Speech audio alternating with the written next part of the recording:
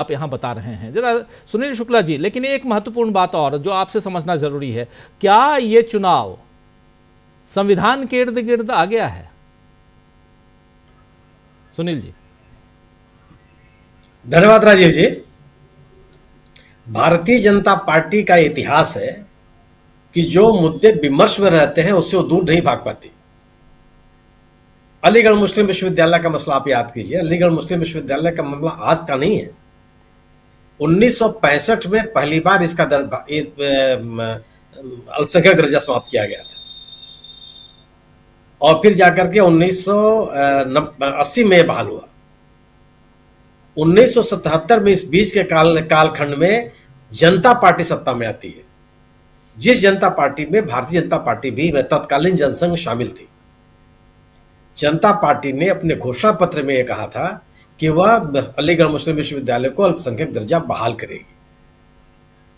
1980 का जब चुनाव हुआ, उस चुनाव में आप भारतीय जनता पार्टी का घोषणा पत्र देख लीजिए, वह अलीगढ़ मुस्लिम विश्वविद्यालय के अल्पसंख्यक दर्जा के पक्ष में थे। आप वो दौर भी याद कर दीजिए जब भारतीय जनता पार्टी के बड़े प्रमुख नेता सम्मानित सुब्रमण्यम स्वामी जी, इन्होंने प्राइवेट मेंबर बिल प्रस्तुत किया था लोकसभा में जी। इसको अलीगढ़ मुस्लिम विश्वविद्यालय को उसका अल्पसंख्यक दर्जा दिया जाए। क्यों? कि पूरे देश में उस मसले को लेकर के उबाल था। और राज्य सर्वोच्च न्यायालय ने कहा, सर्वोच्च न्यायालय ने अगर हर समूह को, हर धार्मिक मतावलंबी को, वर्ग विशेष को अपने शिक्षण संस्थाएं खोलने का अधिकार है, तो अल्पसंख्यक समुदाय को क्यों नहीं है, मुसलमानों को क्यों नहीं है? आज अलीगढ़ इस मुकदमे को लेकर के सर्वोच्च न्यायालय ने क्या कहा कि आपको यह देखना पड़ेगा कि इस विश्वविद्यालय की स्थापना किसने की, किन लोगों ने अपने संसाधन लगाए, किन लोगों ने अपने समूह में शिक्षा के विस्तार के लिए प्रयास किए। क्या जवाब है किसी के पास? सर सैयद अहमद खान साहब ने जब सालों साल पहले इसकी शुरुआत की, तब तो कोई नहीं था, तब तो कोई नहीं बात कर रहा था, उसमें तो सरकार पैसा नहीं दे रही थी। आप इस बिना पर तर्क देंगे कि चूंकि केंद्रीय सरकार विश्वविद्यालय के संचालन के लिए पैसा देती है तो उसका अल्पसंख्यक दर्जा नहीं रह सकता। तमाम सारे संस्थाओं को आप सरकार पैसा देती है, सरकार का ही काम है। निजी विश्वविद्यालय जो खुलते हैं उनको भी सरकार पैसा देती है एक समय के बाद। कुछ समय तक हर विश्वविद्यालय को, हर महाविद्यालय को, हर शिक्षण संस्थान को अपने द्वारा संचालित किए जा रहे पाठ्यक्रमों को, जो विश्वविद्यालय अनुदान आयोग और तकनीकी शिक्षा परिषद के अनुमति से चला सकते हैं आप, उनको कुछ समय चलाने के बाद सरकार उसमें सहयोग करती है, तो क्या उसका स्वामित्व उनके पास नहीं रह जाता? उसका अधिकार उनकी गवर्निंग बॉडी नहीं रहती है। सर्वोच्च न्यायालय ने इसको बहाल किया। भारतीय जनता पार्टी इस मुद्दे को लेकर के समर्थन कर रही थी। आज चूंकि बहुसंख्यकवाद की राजनीति कर रही है तो उसको लग रहा कि नहीं, इन्होंने यूपीए सरकार के द्वारा दिया गया जो हलफनामा था उसको उसमें परिवर्तन करने की बात की।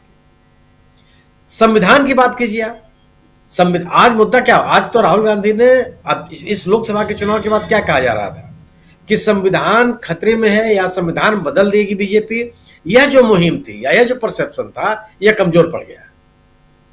यह तो बड़े तरीके से इसमें खास तौर से मीडिया का भी एक समूह था, ये लगा हुआ था कि चुनाव भारतीय जनता पार्टी भी कर रही थी कि संविधान के मुद्दे पे लोगों को गुमराह किया गया, लोग गुमराह हो गए। आज वही लोग जब दो राज्यों में, बड़े प्रमुख राज्यों में चुनाव हो रहा है, वह संविधान के मुद्दे पर राहुल गांधी को सुन रहे हैं। राहुल गांधी का एक भाषण, आज प्रधानमंत्री जी को और गृह मंत्री जी को यह कहने की आवश्यकता पड़ गई कि वह खाली पन्ने वाला संविधान दिखा रहे हैं।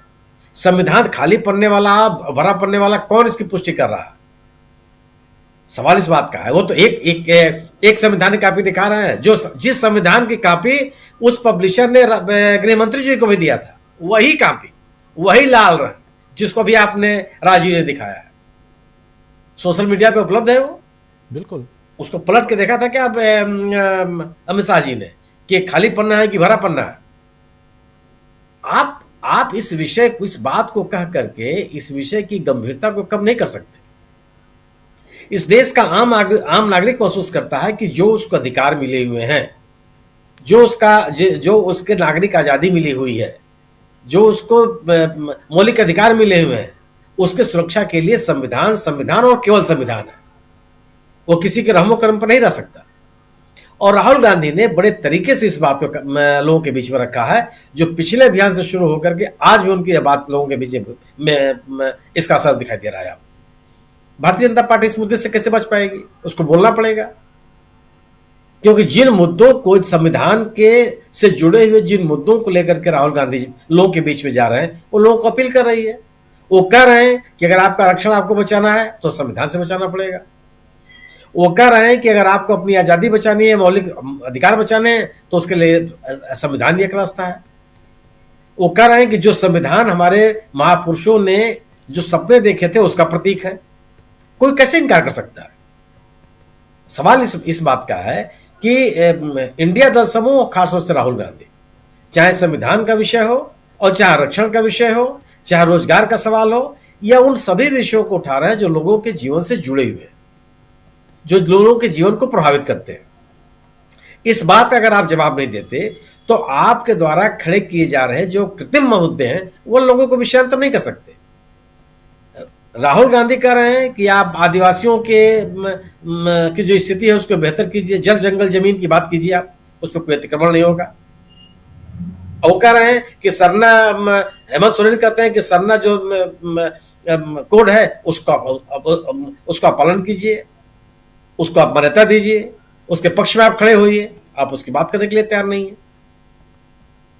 लेकिन इंडिया दल समूह चाहे महाराष्ट्र में और चाहे झारखंड में, इन दोनों राज्यों में कम से कम इस बात के लिए उनको श्रेय दिया जाना चाहिए कि उन्होंने लोगों के जीवन से जुड़े हुए सवालों को ही विमर्श में रखा है, और इन सवालों का काट बीजेपी के पास नहीं है।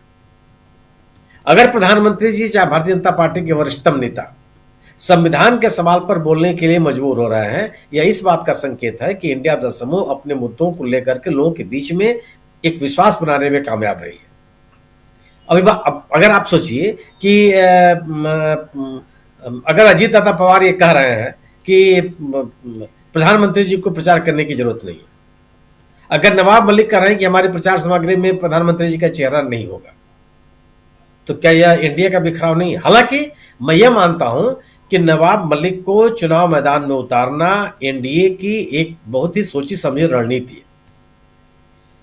अजीत दादा पवार को एक प्रमुख नेता के रूप में स्थापित करने की कोशिश, यह भी एनडीए की एक और भारतीय जनता पार्टी की एक सोची समझी रणनीति है कि जो भारतीय जनता पार्टी के खिलाफ मतदाताओं का, खासतौर से अल्पसंख्यक मतदाताओं का कंसोलिडेशन है, उसमें एक भेद पैदा किया जा सके। मैं यह स्वीकार करने के लिए तैयार नहीं हूं कि भारतीय जनता पार्टी न चाहे और कोई भी पार्टी किसी व्यक्ति को उम्मीदवार बना दे। अगर भारतीय जनता पार्टी नवाब मलिक को उम्मीदवार नहीं बनाने देती तो किसी की ताकत नहीं थी कि बना लेता उसको, एनडीए में रह करके भी।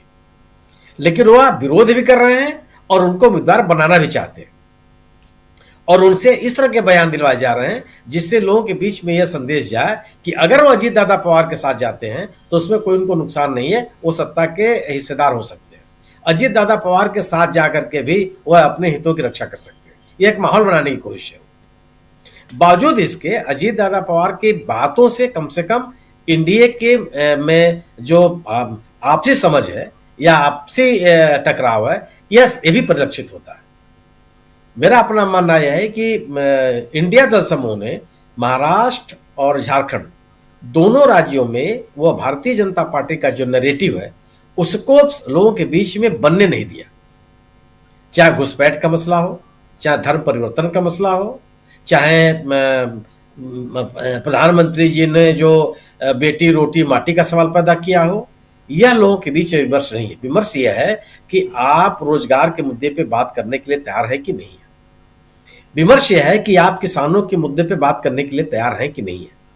आप विमर्श यह है कि लोगों की जो व्यक्तिगत आजादी है, जो संविधान का महत्व है, उस पर आप बात करने के लिए तैयार है कि नहीं है। अगर आप इन प्रश्नों का जवाब नहीं देंगे तो निश्चित रूप से इंडिया दल समूह का जो विमर्श है वो प्रभावी दिखाई देता रहेगा। जी बिल्कुल, आप सही कह रहे हैं।